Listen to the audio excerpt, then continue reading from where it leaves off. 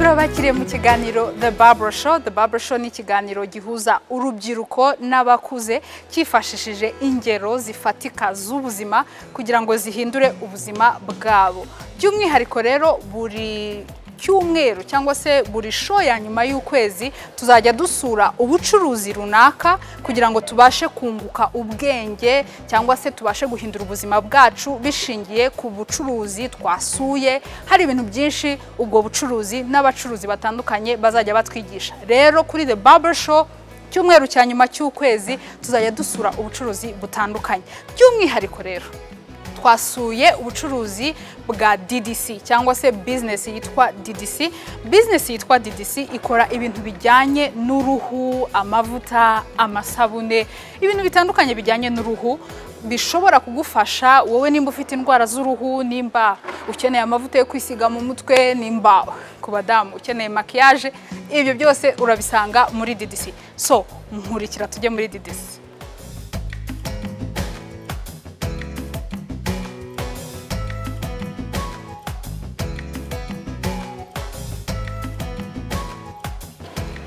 Hodi hodi. Karibu.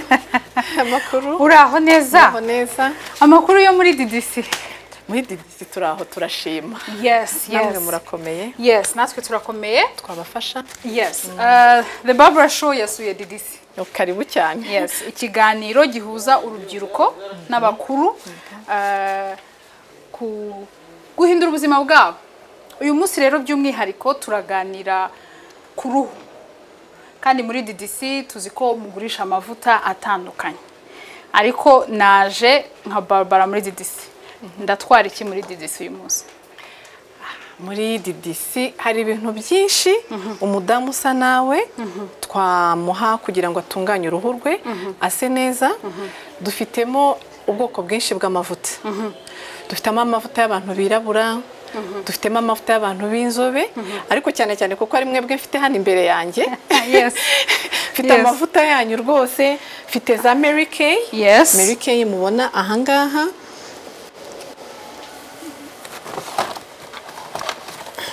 Yes. Aya ni amavuta y'umuntu usa nawe ajyanye n'uruhu rwawe. Mu maso. Mu maso. Mu maso. Kuko niyo nisiga. Amavuta yo mu maso ya Mary Kay. Okay, uratuganirizaho nk'umuntu ubikoramo, ariko maze kubona ko afasha cyane abantu bafite uruhu nk'urwanjye. Uretse ko n'impu zitandukanye.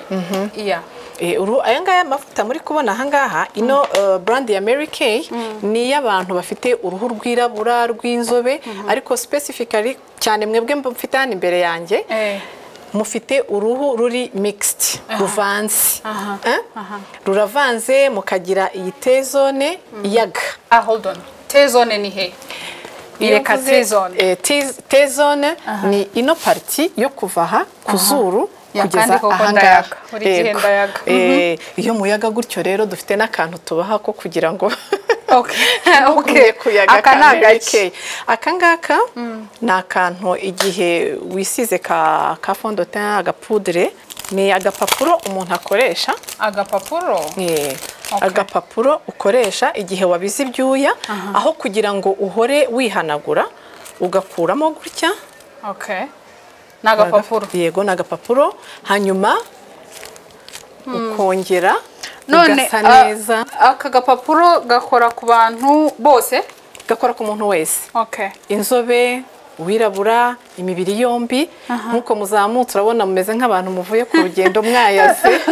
None se abantu bose baje muri DDC bafite uburyo bwo kubona kano gapapuro bahuye n'izuba? Ubundi dufite ako kwakiriza abashyitsi nkuko nguko muje. Tukabakira igihe tubona ko waje ufite fresher kugira ngo fresher zawe zigumeho, tukakihanagura, hanyuma tukakwigisha n'icyo kamara kugira ngo nawe ubashe kukagura ariko usobanukiwe. So back to Mary Kay. Dusubire kuri Mary Kay. Ikora gute? Ufite haba harimo iyi ni cleanser. Mary Kay iyi paki mubona igiramo ibintu byose. Ni ukuvuga ngo dufitemo akantu ko kwihanagura. amazi yo guhanagura uruhu atunganya uruhu neza kugira ngo akuremo umwanda wose mu ruhu. Tukagira amavuta yo kwisiga ku manywa na nimugoroba, tukagira n'akantu ko gusiga munsi y'ijisho nk'igihe umuntu ananiwe.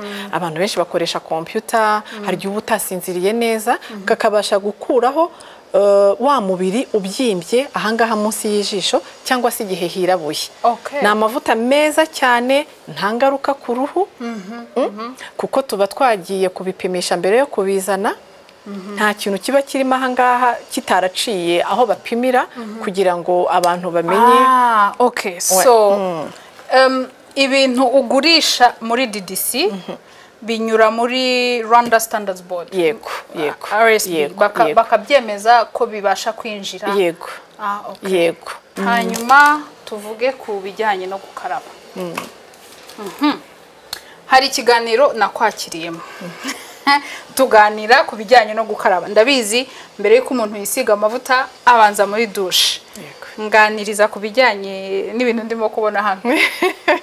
Ibintu biri hano rero, murabizi neza ko iyo umuntu agiye gukaraba yinjiye muri douche gukaraba, ugomba kuba ufitemo amazi, ugomba kugiramo isabune, ugomba kugira n'igikoresho cyabigenewe. Ari cyo iki ngiki mureba ahangaha ni gants zo gukaraba. Izi ni gants umuntu akoresha buri munsi. Ubuzima bwawe bwa buri munsi, nkuko nabibasobanuriye, haba harimo gants ebyiri. Murazibona harimo udupiyese tubiri. Noneho izo gants murazifata, mwebwe mwayiguze, murayifata tukayihambura. Hanyuma nkuko nabibabwiye ni gants ebyiri, mukazambara.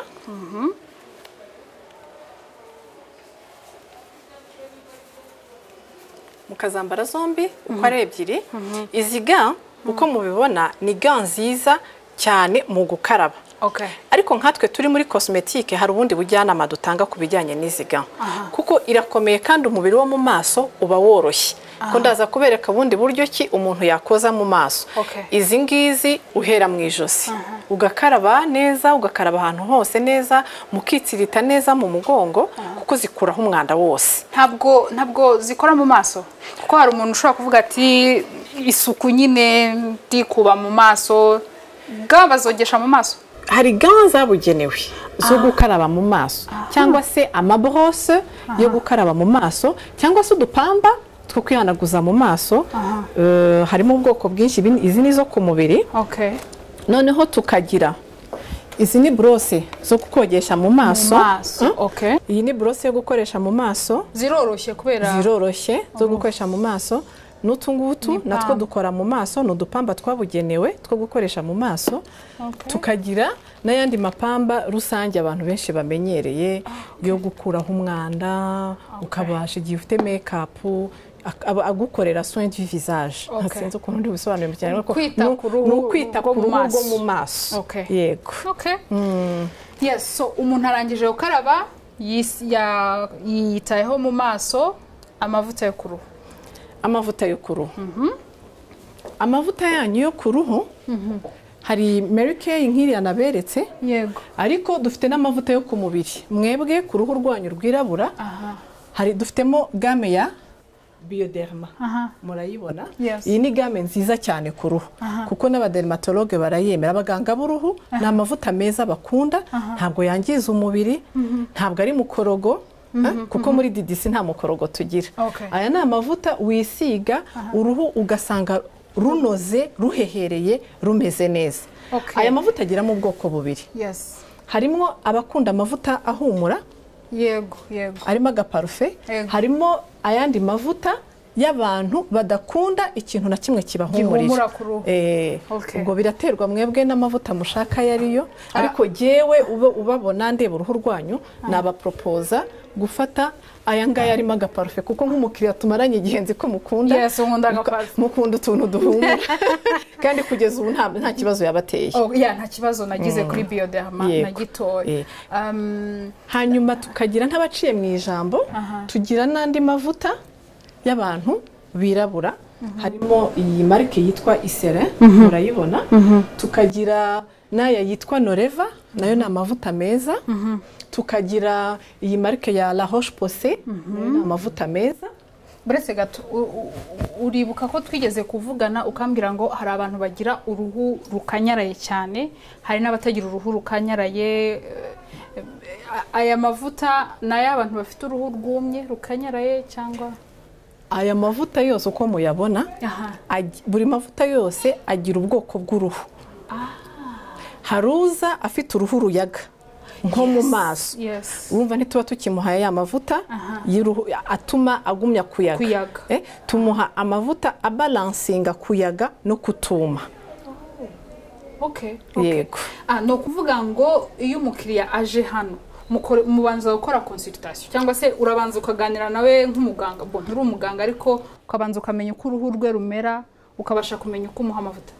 Icyangombwa nuko iyo umukiriya yinjiye muri DDC tugomba kugirana ikiganiro kigufi akatubwira amavuta asanzwe yisiga, hanyuma tukamubaza nimba hari amavuta we akunze ashatse kugira ngo tubashe kubimufashamo. Hari igihe umuntu aza ashaka ibyundi ariko tugasanga bitaza gukunda kuko mu badamu akenshi abadamu ndakureba nkabona urasa neza nkavuga nimbwira amavuta wisiga nanjye niyo nshaka kwisiga. Birakora? Ahanini ntabwo bikora kuko ni hahandi hazamo ikibazo cyo kutigirira icyizere. Uri mwiza wirabura undi ni mwiza ari inzobe, icyangombwa ni ukumenya amavuta meza atangiza uruhu rwawe ajyanye n'uruhu rwawe.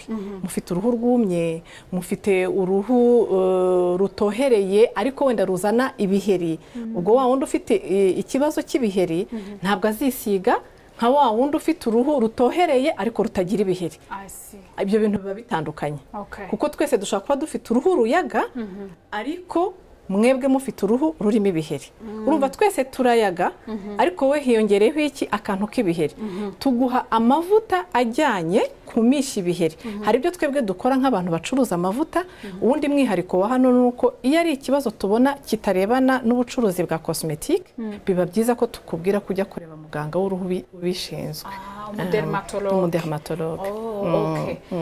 Hari utundi tuntu nabonye ngiye mfite natural hair kandi DDC ndabona mufite kantu. Abantu benshi muzi kantu ikora product cyangwa ikora amashampoo, ikora amavuta, ikora ibintu byinshi abantu bashaka kwisiga mu mutwe. So hano ndahabona kantu n'amavuta meza ku musatsi, umusatsi w'umwimerere niko nawita. Umusatsi natural hair, iyo tuvuze natural hair ni umusatsi utadefirije nk'uwo wawe, ushobora kuwushyiramo akantu gatuma bigenda gutya. Ni ukuvuga ni n'ibintu byoroshye kuko iyo ufite ibi bikoresho byose, shampoo ukagira condition, nyuma ugashyiramo amavuta atuma ubasha kuzinga umusatsi wawe.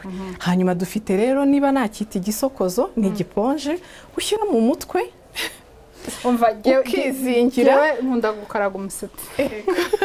Uzise njya mpura n'abadamu kenshi akambaza ngo ariko ngo ubigenza gute ngo umusatsi wawe uba ukaragitse. Shampoo ukoresha, amavuta ukoresha nabyo arakontribuwa kugira ngo umusatsi wawe ubashe gukaragika, ariko by'umwihariko ukeneye eponge ukabizengurutsa. Benshi bagyambaza ngo ni gute se wabizengurukije? This is it do. Uzengurutsa gutyo kuko utwo tuntu turimo dufasha kwinjira mu musatsi, nitwo dutangiriye forme. Nitwo dutangiye forme. Ikindi ritme wakoresheje cyangwa motion wakoresheje, nimba urimo kujyana iburyo ugakomeza kujyana iburyo kugira ngo bifate, cyangwa nimba ari ibumoso ni ibumoso hanyuma bigafata. Urabona ko namwe murabikunda murabyumva neza. Yego. Ikindi kintu tumaze iminsi tubona hari ukuntu abantu bakoresha coconut oil, abantu bakoresha carrot oil. Coconut oil urayifite? Oui, coconut oil ndayifite, ngeramo na beurre de karité na shea butter. Hano hari ubwoko butatu butandukanye. Bwose ni amavuta, harimo iyi ni coconut oil ariko yaciye mu ruganda ikoze neza. Iyi ni beurre de karité. Iva he? iyi ngiyi tuyikura muri Ghana. Muri okay. Ghana ni abaturage bayikorera nta kindi kintu kindi cyongeyemo. Ni amavuta meza ushyira hariya mu rugo umuntu wese akisiga, umugabo, umumama, umwana. Akora iki? Beurre de karité ikora iki? Beurre de karité inoza uruhu. Bayisiga ryari? Mu gitondo, nijoro ugiye kuryama? Igihe cyose mukarabiye. Biterwa, harimo abakunda kuryama batisize. Yego. Ariko bakaraba mu gitondo wayikoresha kuko ni amavuta meza cyane. Okay. Oh yes. Ni amavuta meza.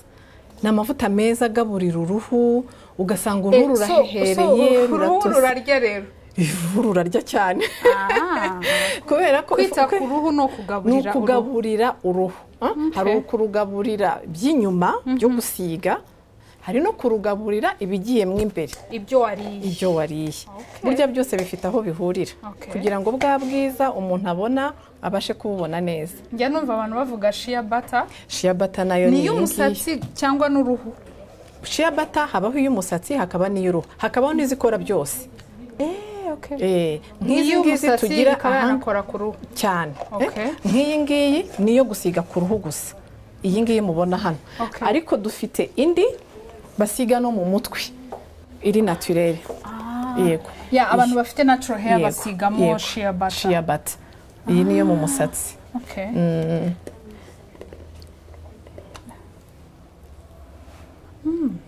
Ihumura ukunda.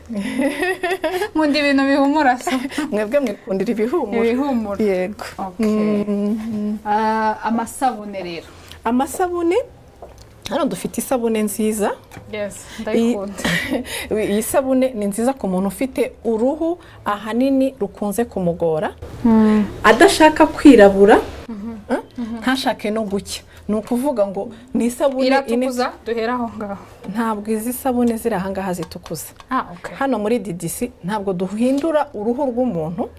DDC tugufasha kumenya uruhu rwawe, tukabigusobanurira, tunashishikariza n'abantu kutitukuza kuko byica uruhu.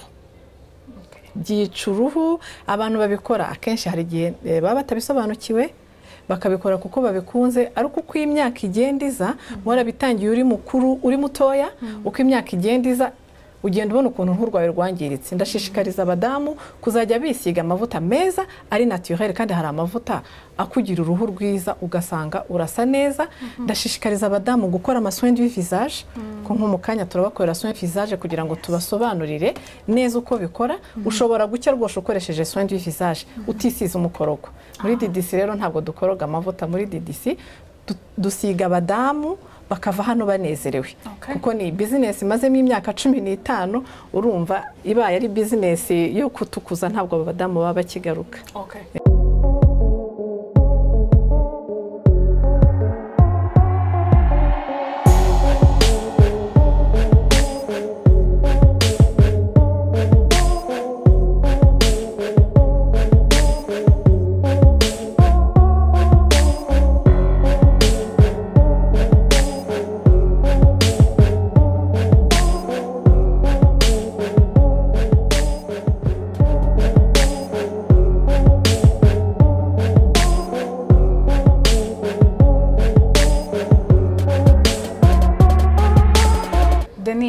Twabonye ko muri DDC mufite amavuta, mufite amasabune, mufite amaverni, mufite ibintu byinshi.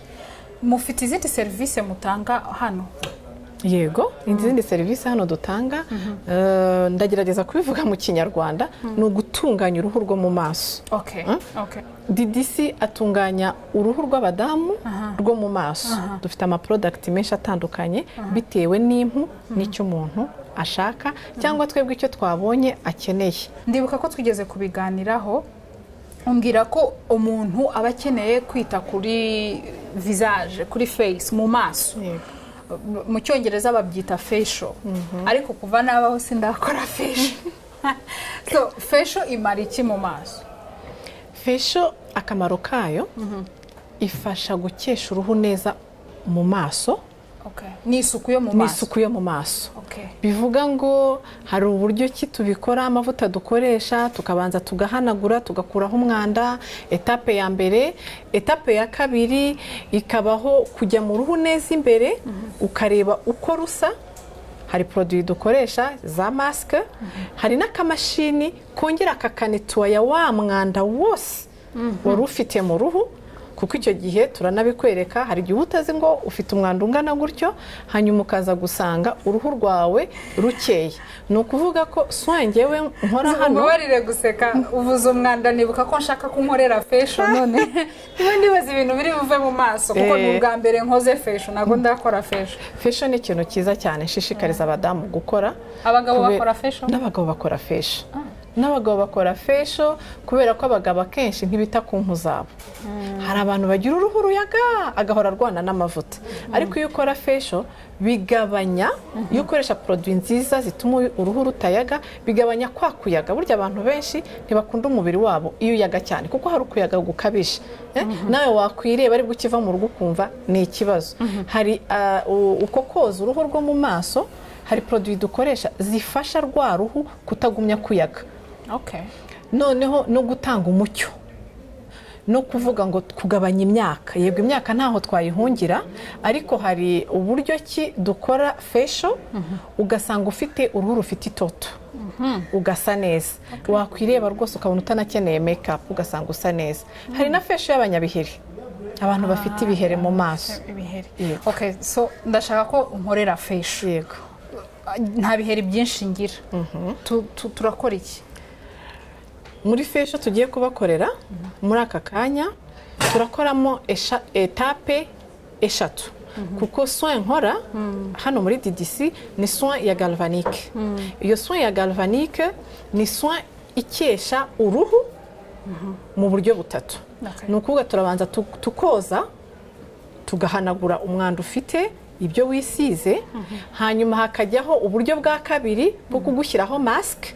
yego mask ni mask byo kugushyiraho mask uburyo bwa gatatu ni machine idufasha kunetuya bya bindi ntabashije guhanagura neza ku buryo dushobora kubakorera mu buryo bubiri ndabusobanura dushobora guhera ku gice kimwe igice cy'ibumoso ugahita ubona ahakoze n'ahadakoze ibyo bita before and after ibyo rwose hano turabibakorera kandi umuntu agataha anezerewe so tugende rero twagiye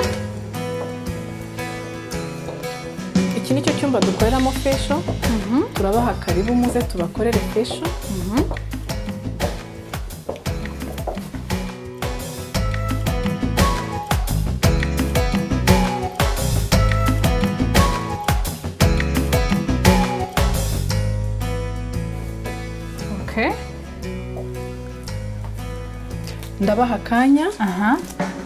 ndabaha akanya muryame ku gitanda ahangaha murakuramo rinete murakuramo amaherena hanyuma nimurangiza ndakomanga kugira ngo dukomeze yego sawa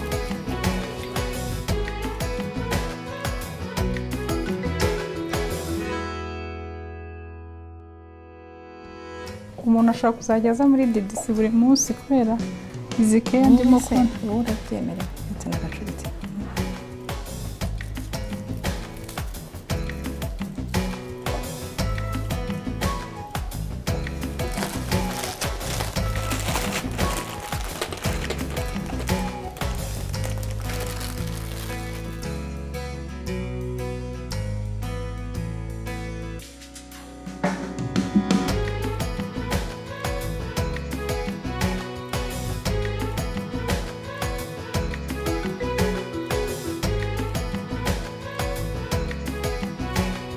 ni ubwa mbere nje gukora fashion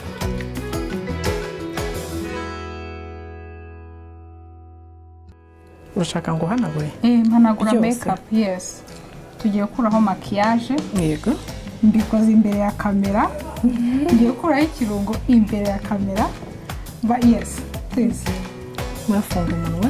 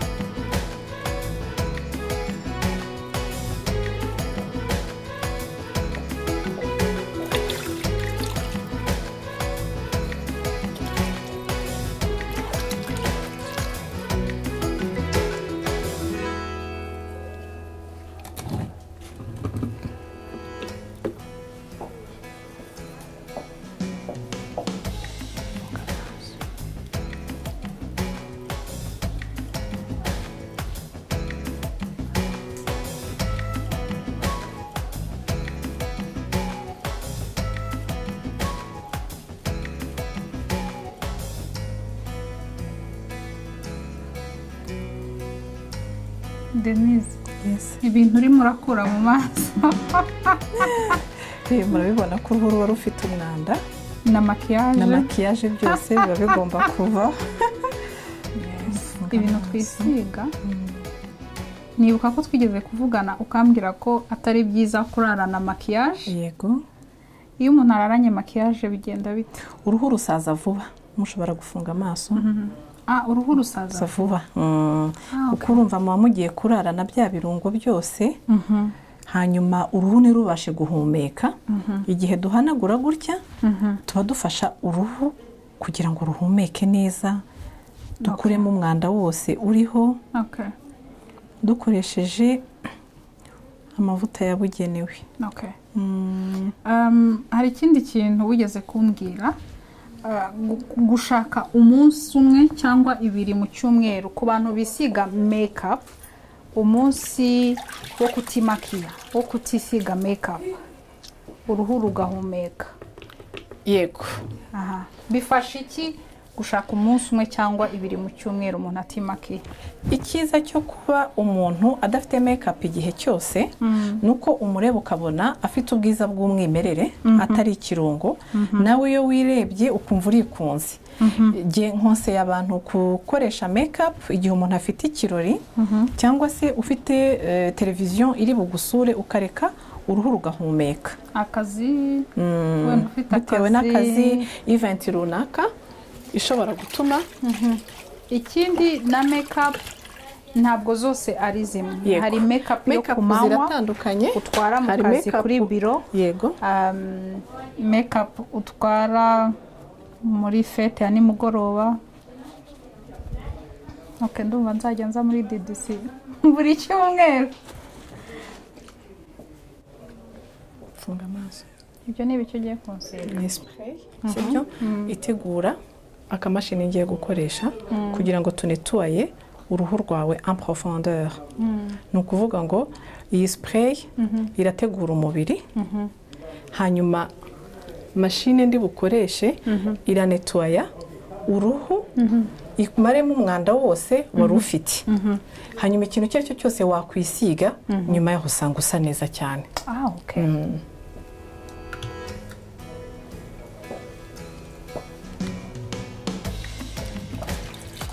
Stressed. No, it's okay.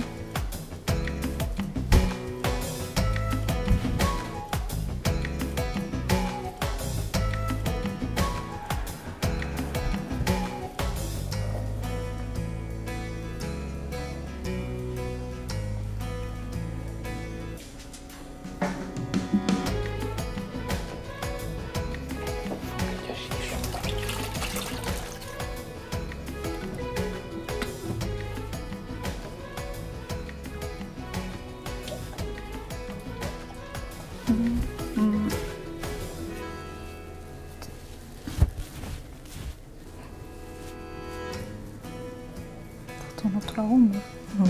Ndabizi ko ukunda utuntu duhumura. Sasa rero funga amaso. Spray. Yes. Iyi soin tubanza iyo spray itegura uruhu, nyuma tugakurikizaho cream yoza uruhu rwawe. Murabona ko iyi ngiyi yitwa ni activating cleanser, ijyanye n'uruhu rwawe. Ni ukuvuga mufite uruhu ruyaga. Yes, T-zone yanjye irayaga. Ahandi ni uruhu rusanzwe. Twagiye.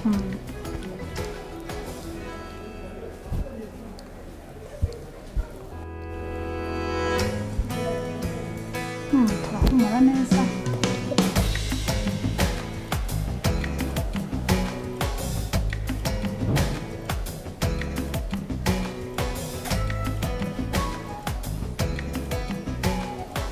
Tubanza gukora igipande kimwe.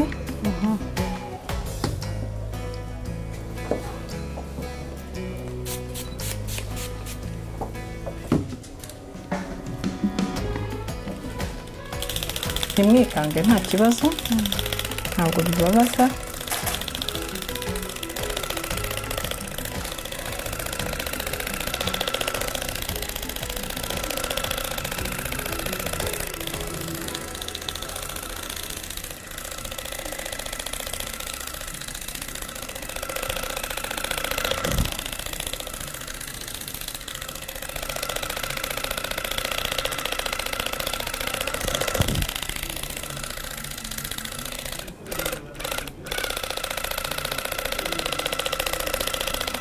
aho mwumva mashine isa nkaho yiyongeza ibibonye ko hari umwanda ukabije cyangwa se amavuta menshi kugira ngo tugabanye amavuta mu ruhu.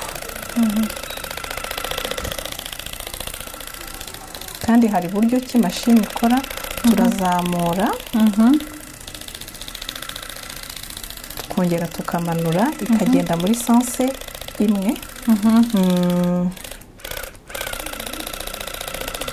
iyi ni soin imara iminota 30. ubundi visage tuyigabanyamo kabiri. uruhande rumwe ni iminota 15 n'urundi narwo ni iminota 15. nabyumvise ko urimo urakora uruhande rumwe.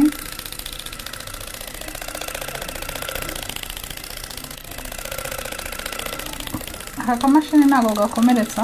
oya, ntabwo gakomeretsa. kagenewe rwose gukora mu maso nta kibazo. murabona ko havuyemo umwanda mu ruhu, nubwo twari twanahanaguye. yego, murabibona haba havuyemo umwanda mwinshi.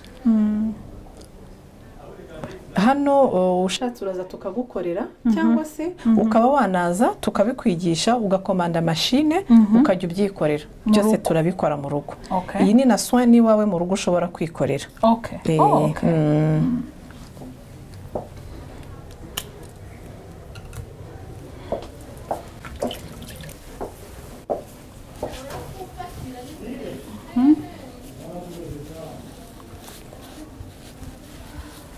ese Denise, hari ukuntu uruhu rwo mu maso rusaza ukazana iminkanyari. yego, hari icyo facials zifasha kugira ngo umuntu ntazane iminkanyari kare?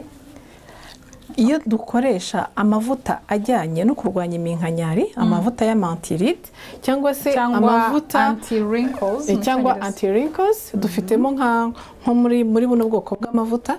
navuga ko ari amavuta yegeranya uruhu.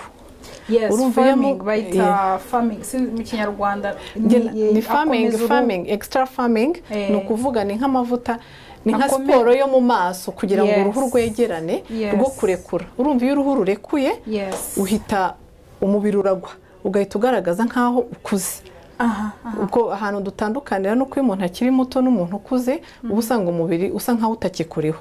ariko iyo wamenyeye gukora amasoin dukoresheje ubwoko bw'amavuta hano mubona butandukanye, hari soin zo kurwanya imyaka, hari soin z'abanyabiheri, hari na soin yo kugira ngo uruhu rwawe ruhorane isuku, uruhu rwawe ujye usanga rusa neza ariko umuntu agasa neza igihe cyose.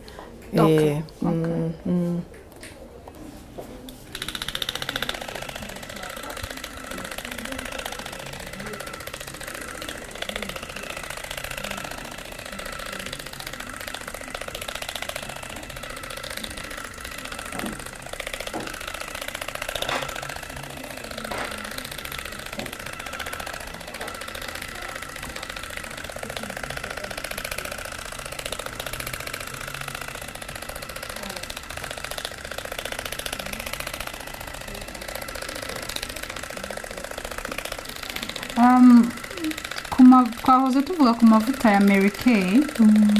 kuri gamme ya Mary Kay harimo amavuta yo ku manywa, ya lotion yo ku manywa ifitemo SPF, ngira ngo niko bayita, sunscreen protection.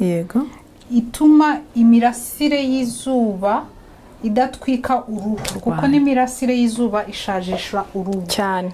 amavuta twisiga mu maso rero abagomba kuba afite SPF protection cyangwa sunscreen protection, ku buryo izuba niyo ryakubita uruhu imirasire yaryo ntiyinjire mu ruhu rwawe.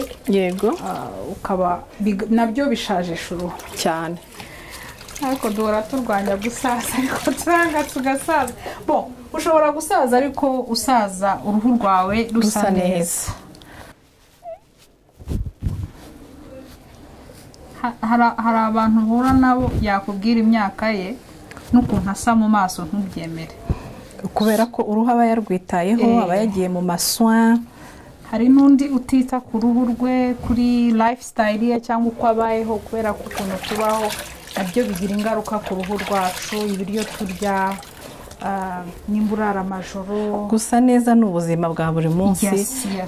Noneho byose iyo bihuye bigatuma so tugaragara nk'umuntu ushaje cyane cyangwa se umuntu ukiri muto cyane. Nibyo.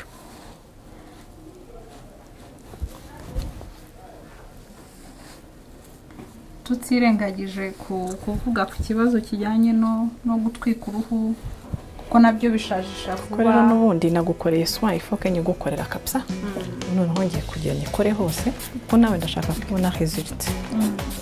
Ubu noneho nabanje gukora ama etape. Noneho ngiye gukorera yose.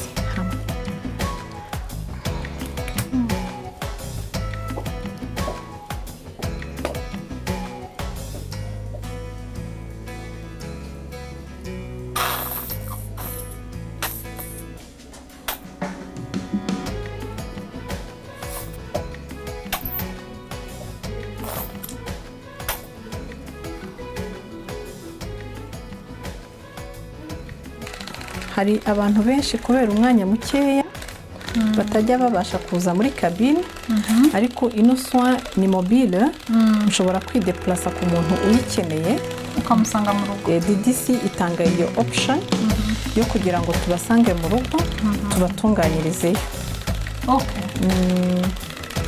Okay, so iyi soin cyangwa se uko kwita ku ruhu facial biri inama batanga nuko umuntu yayikora igihe ryari mu kwezi ryari mu mwaka. Ubundi soin ziramoko menshi cyane atandukanye. Uyu munsi twahisemo iyi soin galvanique inetwaya mu maso yanyu mu buryo bwimbitse niba ariko nabivuga, ariko nkuko mubibona hari na ziri appareil zindi nazo zikora soin. Biterwa na soin mushaka iyo ariyo, ariko ubundi ni byiza gukora soin byibura rimwe mu kwezi. Byibura rimwe mu kwezi. Ku bantu bose. Haba abisiga makeup, abatisiga makeup, abagabo n'abagabo. Yego.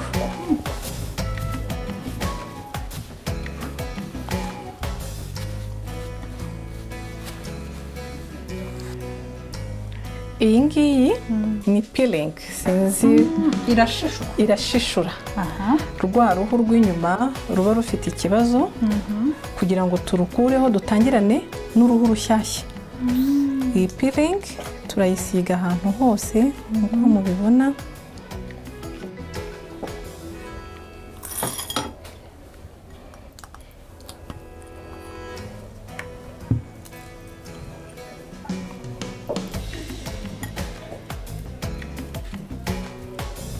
Ikamara iminota 15.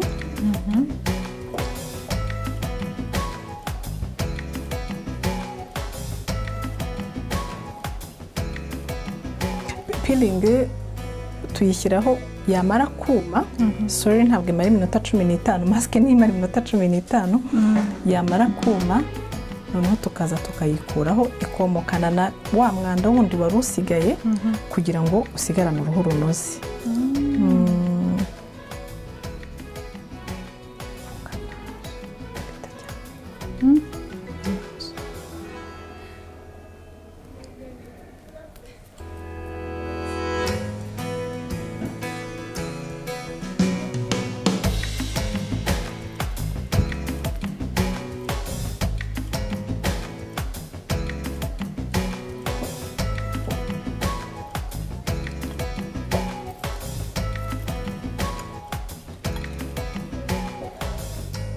Funga amaso tutegereze byume hanyuma tubone tubashe kwishishura. So urimo urakuraho ya pile nuko igihe bishishukanaho n'umwanda bikaza kuduha uruhu rukeye cyane. Umva ko ntabwo mubabara, ariko umva ko uruhu rurimo kugenda rurahumeka. Uruhu rurashyushye. Rurashyushye kubera kurukoraho cyane no gushishuraho.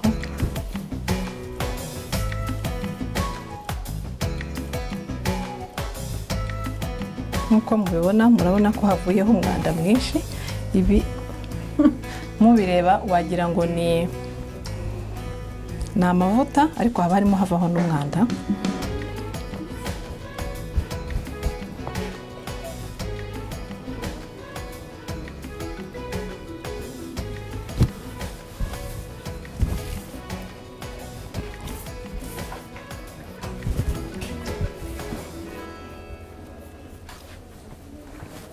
hari imyaka umuntu agomba gukora fesho n'imyaka atagomba gukora fesho, aho ugomba kubihera. Ubundi navuga ko imyaka myiza ari uguhera ku myaka 25, ariko icyo gihe dukoresha amavuta y'umuntu w'iyo myaka ugifite zisanzwe, iyo bari yo gusukura gusa uruhu kugira ngo n'igihe yisize nako gapudire kamufate neza, kuko muraza kubibona uruhu ruraza kuba rukeye kurusha uko rwaye rukeye mbere. Uko umuntu agenda akura hari ikintu gihinduka ku mubiri. Yes, na fesho mukora zigenda amoko agenda ahinduka. Amoko aratandukanye. Gusa icyo nzi nuko kwita ku ruhu bitangira kare, kurwanya iminkanyari, kurwanya ibibazo bimwe na bimwe ubitangira hakiri kare.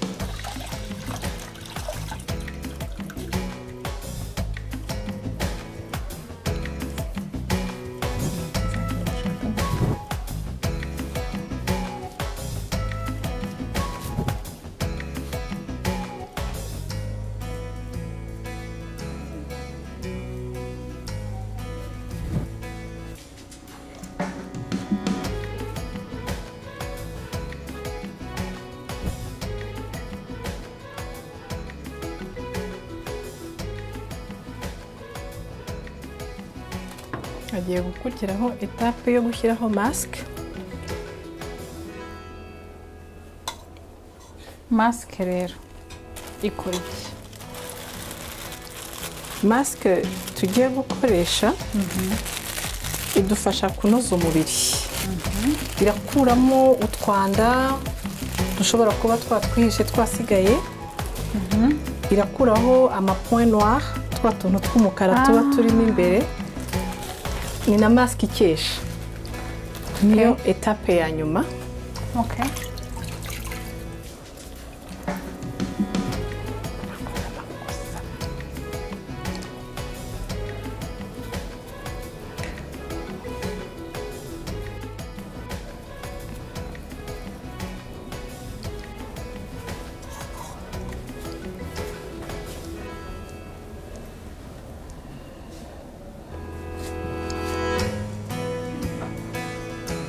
Ikuraho amapoint noir, iridrata, ifungura twa twenge two mu ruhu, uruhu rukabasha guhumeka. Iri ni ibumba. No mu Rwanda ibumba rirahari, ibumba risanzwe ry'ikinyarwanda. Umuntu yarikoresha naryo murarikoresha nta kibazo. Urivanga n'amazi gusa, rirahari rivanze ugura ukaba wabyikorera. Urarifata ukarivanga n'amazi gusa ukisiga mu maso. Ariko turabasaba guceceka kuko rifite ukuntu rikurura.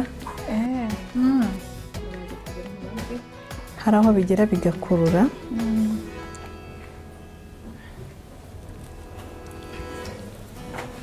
Ngo umunwa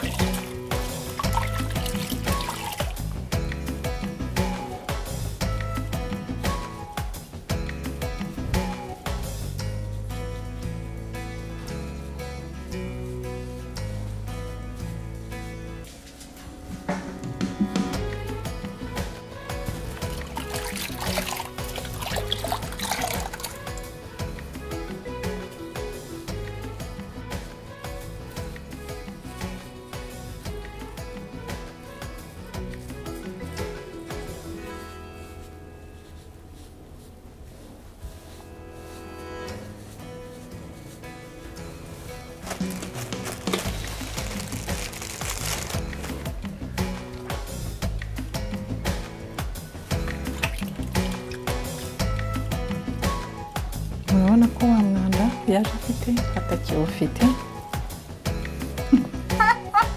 nazanye mbere uko uruhu rwari rumeze baranyirukana muri iki gihugu. oya ati wa mwanda yaje afite n'agakiwufite. Udarabomba bariye koko. Oya birasekeje Ikinyarwanda cyagiye. Oya ariko nibyo uruhu rwacu ruba rufite umwanda kandi rukeneye gukorerwa isuku. Donc naje muri DDC nkoreye isuku.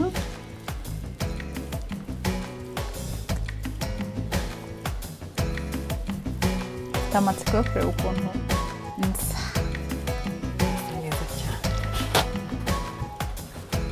Regis urabona hari itandukaniro.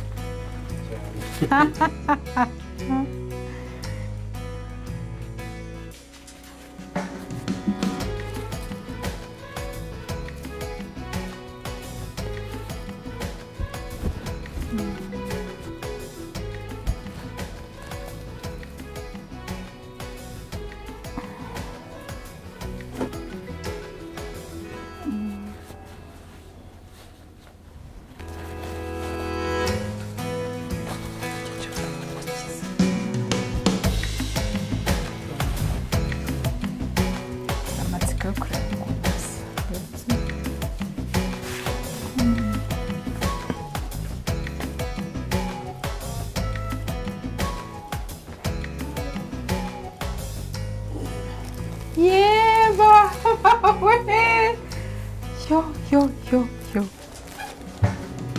Oya ntabwo mushobora kubyumva. What? Baba aranagukoreye mfite stress. Oya, oh my god.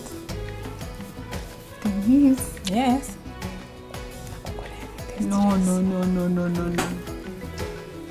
Okay. Umva. Ntabwo nshobora kubabwira ukuntu uruhu rumeze ntabwo mwabyumva. Ese Denis, fashion.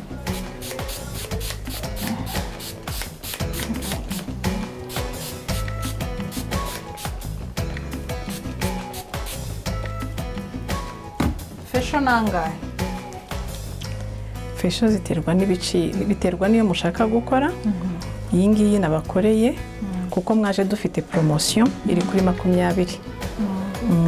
Mwaje mu gihe cya promotion. Biba byiza iyo mugiye kuza mukaduteguza tugakora produit kuko buri ruhu rwose rugira ibyarwo. Kuko mwari mwaje mwaduteguje rero kandi mugaprofita n'iyi promotion irabafasha. Murumva mumeze mute? Ndashaka kwikora. Urashaka kwikora? Turarindira tubanze twumuke. Iminota 2. So iyi spray uteyeho nyuma yo irakora iki? Iyi spray urumva mba namaze gutunganya uruhu rwose. Iyi spray ni amavuta. Nta kintu ndi bwisige mu maso. Nta kintu mwongera kwisiga mu maso. Ni amavuta ariko afitemo acide yitwa hyaluronique ifasha uruhu kudasaza.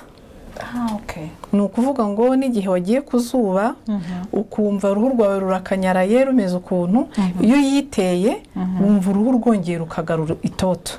Abantu bayikoresha buri munsi bamaze kubimenyera barayikunda cyane. Ni uburyo bwiza bwo kugaburira umubiri kandi utikozeho kuko urabona ni n'ugupuriza gusa. Ugashyira ku ruhu rwawe n'abandi bagira impu zanduranya iyo uyikoresheje biragufasha cyane. Kugira ngo mubashe kwireba.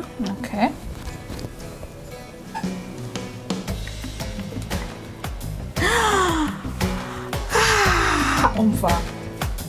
None se ko wagira ngo nakabebe uko tuba twabogeje ku buryo bwimbitse kugira ngo utongera kwanduza uruhu rwawe. Ubu muzongera gukaraba ejo mu gitondo mukoreshe ya mavuta twabahaye yabugenewe ajyanywe n'uruhu rwanyu. Mama mufite ikibazo? None nari mfite umwanda mwinshi mu maso. Urabona ko uruhu rwawe rurakeye, rurayaga, rurabonerana. Yes, ndabona ko rubonerana. Aho rero ni hamwe abantu navuga ko ari ukuba inzobe ariko urabona ko it's clean. Urabona ko okay uruhu rurakarabye yes urabona ko bitavuze ko mudasanzwe mudakaraba murakarabye ariko murakarabye urabona ko uruhu rwanyu rurakarabye. I see. Oh yes. Okay, now iyi efe cyangwa se ibi ndimo kubona bimara igihe kingana gute? Donc ndaza kumera gutya igihe kingana gute? Ubu aka kanya nkuko mubibona ni ibintu mubonye kano kanya tukiva muri soin. Ariko iyo hashize umunsi umwe uhita ubona ikintu kinini cyahindutse. Nyuma y'iminsi 3 ubutagata ubusa neza rwose. Uba waka usa neza, umuntu wese agatangira kukubaza ati ko ufite mu maso haruhutse, ko ufite mu maso tubona wasubiye ibwana byagenze gute. Nta kindi nuko aba yaje gukora facial. Tuva naguma nireba. Okay, so wavuze facial rimwe mu kwezi nk'ubu twabakoreye uyu munsi dufite ahantu tubyaregistra hanyuma tukazabarapera, dufite ahantu tubyandika tukazabahamagara kugira ngo igihe mubikeneye mushaka kubikomeza mukazagaruka tugakomereza aho twari tugeze. Ari nako tugenda tureba niba hari ikintu cyahindutse ku ruhu rwanyu. Hari kwa kundi umuntu azana amabara. Izi soin hari amasoin atuma turwanya ya mabara cyane cyane iyo bigeze mu myaka yo hejuru. Hari ukuntu umuntu abyuka mu gitondo gasanga haje hejuru ni imyaka yo hejuru 50 kuzamuka 50 kuzamuka 50 kuzamuka. Abo bakunze kugira ikibazo kuko hormone ziba zitangiye guhinduka. Hari igihe amabara atangira kuza mu maso. Kugira ngo tubirwanye rero ni byiza gukoresha soin du visage kuko bifasha cyane uruhu tugashyiraho na ya mavuta yabigenewe. Baretse nikoreho ushaka kwikoraho gatoya. Ye baba we mfa wagira ngo n'akabebe ntabwo gafite uruhu rumeze gutya. None ndumva nakwirya. Oh, this is good. Okay, wowe udukurikiye ushobora kuba utarimo kumva ko uruhu rwanjye rumeze ariko ruroroshye cyane. Iyo uteruye uruhinja nk'abamama urabizi ukuntu iyo usomye urimo gusoma akabebe wumva ukuntu uruhu rwabo rumera niko uruhu rwanjye rumeze. Abantu benshi bakunda kumbaza icyo nisiga bambwira ngo ufite uruhu rworoshye. Yes, ariko noneho ibi ni akarusho. Yes. So experience yacu cyangwa se ikiganiro twarimo dukora ku bijyanye n'uruhu, ku bijyanye no kwiyitaho, kwita ku ruhu rwawe.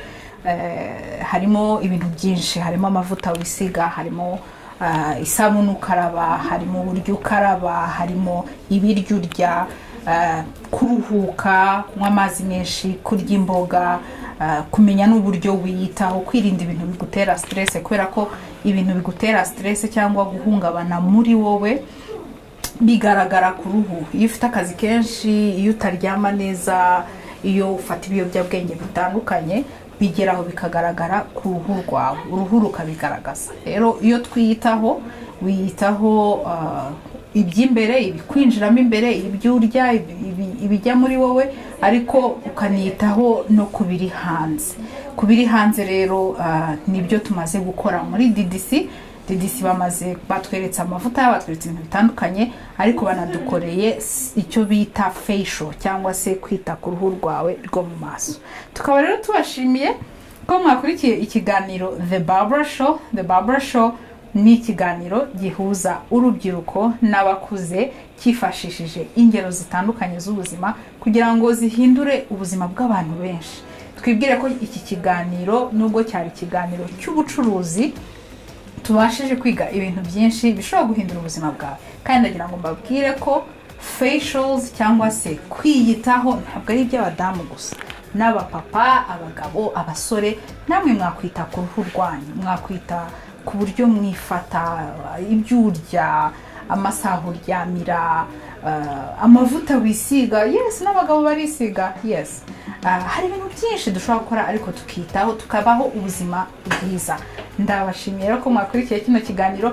Please mukore subscribe kuri The Barbara Show nimba urimo kukira kuri YouTube. Ndagushimiye ku mwanya waduhaye, Imana ibahe umugisha. Urakoze gukurikira ikiganiro The Barber Show. Nimba ukibonye kuri YouTube The Barber Show, kora subscribe ujye ukomeza kubona amakuru n'ibindi biganiro byinshi bikomeza kuza. Nimba udukurikira kuri Facebook, nimba udukurikira kuri Instagram, komeza udukurikire, turakwishimiye cyane. No kuri Twitter muzajya mukomeza kubona amakuru. Turabashimiye rero ku mwanya wanyu mwaduhaye. Imana ibahe umugisha.